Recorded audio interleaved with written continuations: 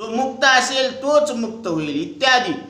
मनुष्य प्रथम जीवरूप असून कर्मोपासनादी साधनांच्या योगाने पाठीमागून परमात्मरूप होतो असे जर म्हटले तर ते म्हणणे बरोबर नाही। कारण तो पूर्वी परमात्मरूप नसून जर आता परमात्मरूप झाला आहे तर केव्हा ना केव्हा तरी त्याचा क्षय झालाच पाहिजे। सर्वदा तो तसाच राहू शकेल असे नाही।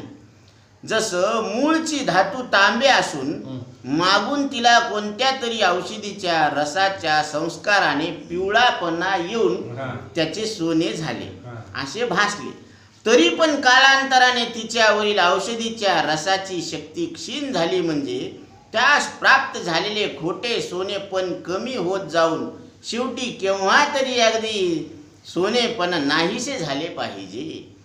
यासाठी प्रत्येकात्मा स्वभावताच परमात्मरूप आहे असे जाणावे। कर्माने किंवा उपासनेने परमात्मरूप तो होतो असं नाही, म्हणून जेमनो तेम अभंग असे म्हटले आहे।